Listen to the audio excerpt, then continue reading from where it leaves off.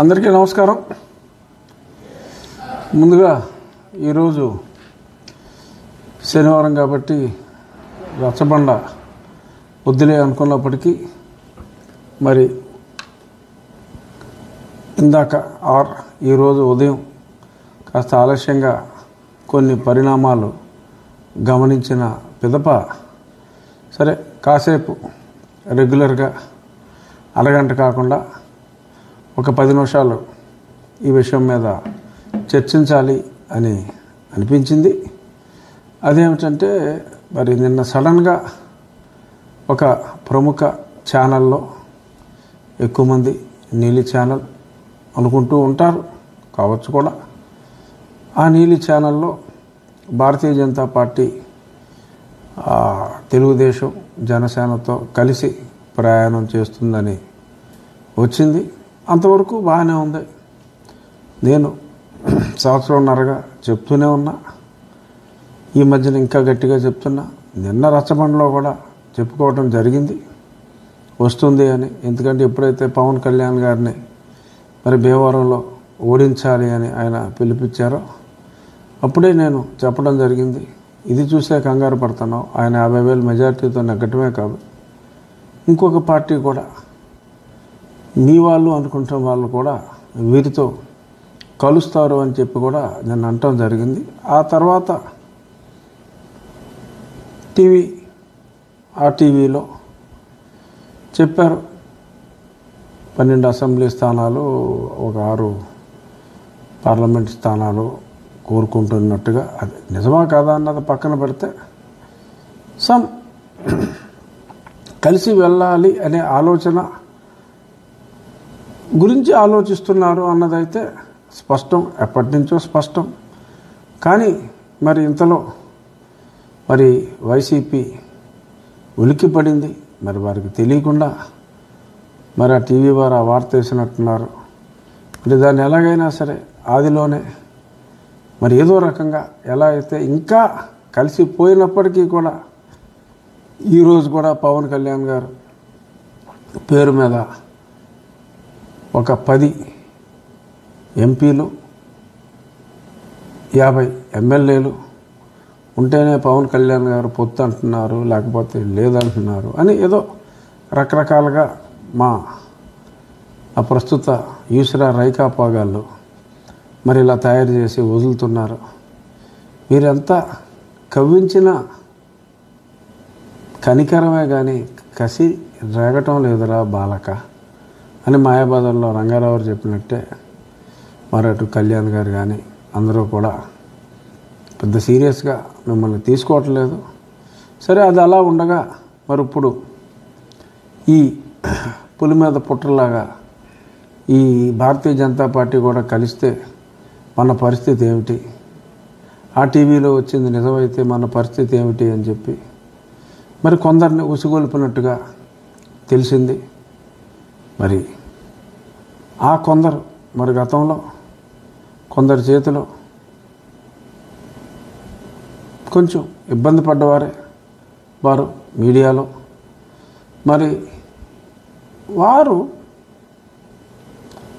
కేవలం ఒక 75 సీట్లు ఎమ్మెల్యేలు, ఒక 12 ఎంపీలు ఉంటేనే పొత్తు ఉంటుంది అని ఒక మీడియాలో, అదే మీడియాలో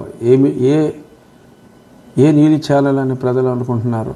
నీళ్ళు కావచ్చు కాకపోవచ్చు, బట్ అది అనటం, మళ్ళీ అనధికార ప్రతినిధిని పిలిచి ఈ రకంగా ఇంటర్వ్యూ చేసి ఇలాగా అనిపించటం, అఫ్కోర్స్ అది వాళ్ళ పార్టీ అంతర్గత వ్యవహారం అయినప్పటికీ ఈ 3 పార్టీల చెలిమి కోరుకునే ఒక వ్యక్తిగా ఉంటుంది అని విశ్వసించిన ఒక వ్యక్తిగా ఎలాగో ఉంటుంది. ఇలాంటి వాళ్ళు ఎన్ని అంటే దీని వెనక నేను చెప్పేది ఆ మాట్లాడిన వ్యక్తి ప్రమేయం గురించి కాదు నేను చెప్పేది, మాట్లాడించిన వ్యక్తి ప్రమేయం గురించి నేను చెప్తున్నా.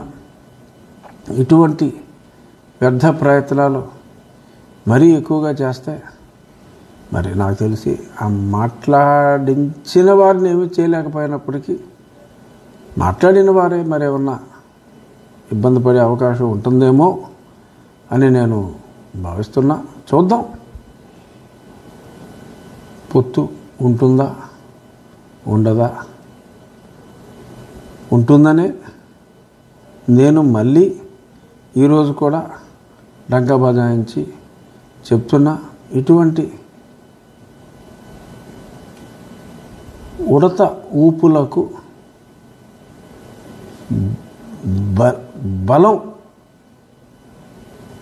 బలంగా ఉన్న కూటమికి ఇటువంటి ఉడత ఊపుల వలన ఎటువంటి ఇబ్బంది ఉండదు.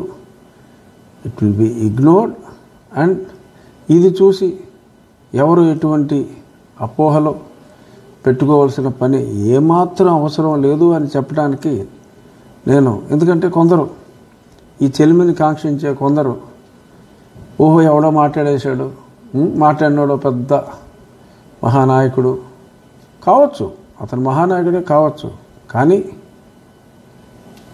టైం విల్ టెల్ ఆ మహానాయకుడు చెప్పింది కరెక్ట్ అయిందా, నేను చెప్పింది కరెక్ట్ అయిందా అనేది టైం విల్ టెల్.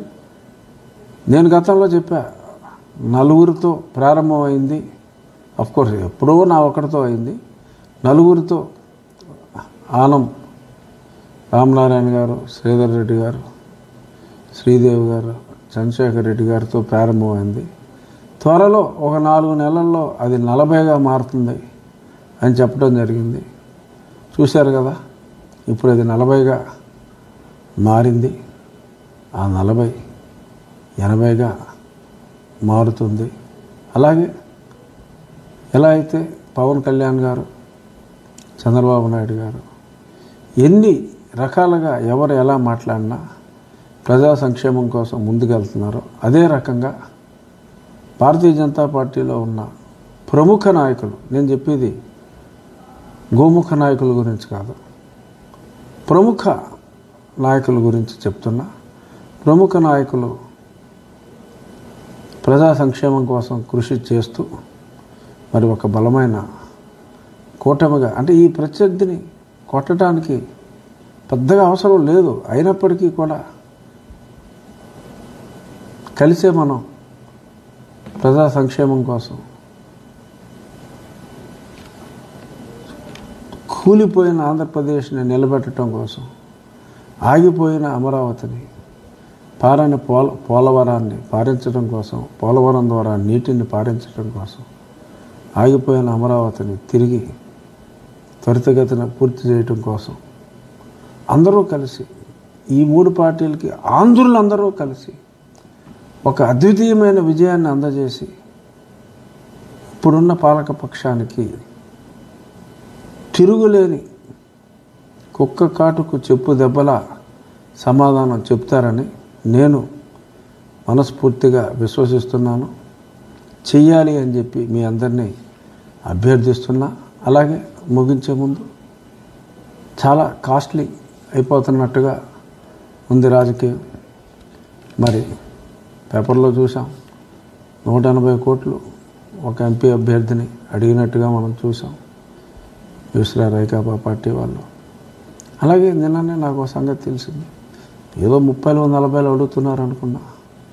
ఒక ఎమ్మెల్యే, తూర్పుగోదావరికి చెందిన ఒక ఎమ్మెల్యే గారిని ఏకంగా 60 కోట్లు అడిగారట గౌరవనీయులైన మా పార్టీ ముఖ్యులు. ఈ 60 ఏంటి, ఆ 180 ఏంటి? ఒకవేళ ఎవడైనా ఇచ్చి వస్తే ఆడు ఏ రేంజ్లో దోపిడీ చేస్తాడు? ఎంత అడిగాడంటే అసలు అడిగినోడు ఆశ ఎంత సముద్రం కన్నా లోతైన ఆశ అతడికి ఉండాలి కదా. మరి ప్రజలు మరి ఇంతంత వాళ్ళు అడుగుతున్నారు అంటే కనీసం మరి ఏ 3,000 4,000 ఎక్స్పెక్ట్ చేసేసే ఆలోచనలో ఉండొచ్చు. అయ్యా ఆడిస్తే తీసుకోండి, ఆడు 3 ఇస్తే 3 తీసుకోండి, 4 ఇస్తే 4 తీసుకోండి. నీతి అంటే వాడు చేసేది అవినీతి, ఆ అవినీతితో మిమ్మల్ని కొని మిమ్మల్ని నీతిగా డబ్బులు తీసుకున్నందుకు ఓటేయమంటాడు. అవినీతిలో నీతి అనే పదం ఇమిడి ఉండొచ్చు, కానీ అవినీతిలో నీతి అనే పదానికి స్థానం లేదు. ఓన్లీ అక్షరమాలలో ఉంటుంది తప్ప కార్యంలో అది ఉండదు. ఏ ఎదవైతే మీకు మిమ్మల్ని కొనుక్కుంటానికి వచ్చాడో గతంలో కూడా చెప్పా, ఆ సొమ్ము చేసుకోండి. అంతేగాని ఇచ్చిన ఆ మై సన్కి దయచేసి ఓట్లు వేయకండి. ఈ ఖరీదైన రాజకీయానికి ఫుల్ స్టాప్ వేద్దాం. ఏదో రకంగా అటువంటి సొమ్ములు అడిగి ఆదిలోనే రాజకీయాల్ని భ్రష్టు పట్టించాలని, అంటే ఒక క్యాండిడేట్ దగ్గర అంత డబ్బులు ఆశించి మీ మీదకి ప్రయోగిస్తే ఇంకా మిమ్మల్ని ఏ రకంగా అతను రాచి రంపాన పెట్టకపోతే అతనికి మనుగడ ఉండదు. మీరే ఆలోచించండి. సో దయచేసి అటువంటి వారిని, అటువంటి పార్టీల్ని, టికెట్ల కోసం డబ్బులు కావాలి అని ఈ రకంగా హింసించే పార్టీల్ని దూరంగా పెట్టాలి. అటువంటి అభ్యర్థులను దూరంగా పెట్టండి. అవినీతికి అవినీతితోనే సమాధానం చెప్పండి. సొమ్ము చేసుకోండి, ఓటే మాకండి.